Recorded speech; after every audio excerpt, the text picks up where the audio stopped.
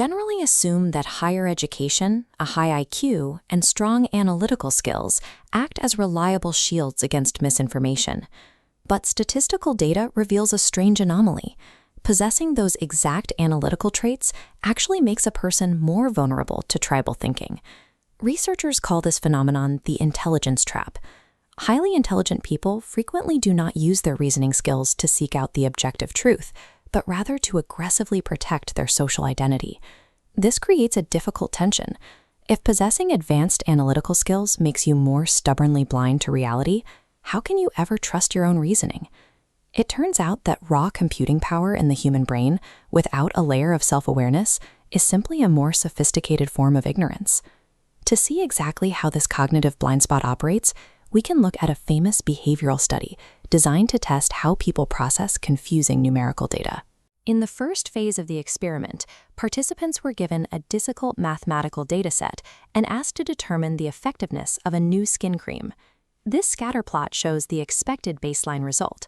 There is a direct upward correlation between a participant's existing math ability on the x-axis and their rate of correct answers on the y-axis.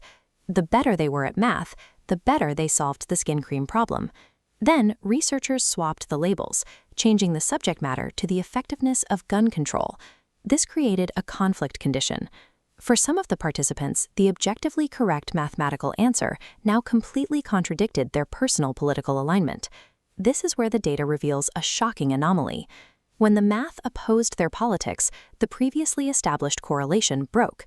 The accuracy of the highest IQ participants plummets, failing the exact same math they had just solved. They didn't suddenly lose their ability to calculate. Instead, these high IQ individuals unconsciously repurposed their advanced math skills to hunt for flaws, searching for any reason to dismiss numbers that threatened their worldview. The human intellect behaves like a highly paid lawyer hired to defend a pre-chosen verdict, treating raw data as a threat to be managed, rather than an objective truth to be calculated. To locate the biological origin of this behavior, we have to step out of the modern data landscape and back into the harsh ancestral environment. For early humans, physical survival was completely dependent on remaining integrated within a social tribe. You could not hunt, forage, or protect yourself alone. Because of that reliance, nonconformity carried an ultimate biological cost. Being ostracized for disagreeing with the group was a literal death sentence. Fast forward to the present day, and our neurological hardware has not updated. The brain still processes ideological disagreement as an imminent physical threat to survival. Faced with a choice between objective truth and social cohesion, the modern human will instinctively sacrifice the truth if it guarantees they will not be exiled from their circle. I am certainly not immune to the intelligence trap. Looking at the mechanics of this study forced me to examine my own actions. I have to admit the times I have blindly accepted scientific papers without any real scrutiny, simply because the conclusions neatly aligned with the way I already see the world. I can easily contrast that with my habit of aggressively scrutinizing data that causes me ideological discomfort, demanding near impossible standards of proof before I even consider it. Acknowledging this deeply ingrained hypocrisy is difficult, but it is the absolute prerequisite for escaping the tribal loop. Once you recognize the hardware malfunction, you can apply an actionable behavioral framework designed to bypass it, the identity decoupling method.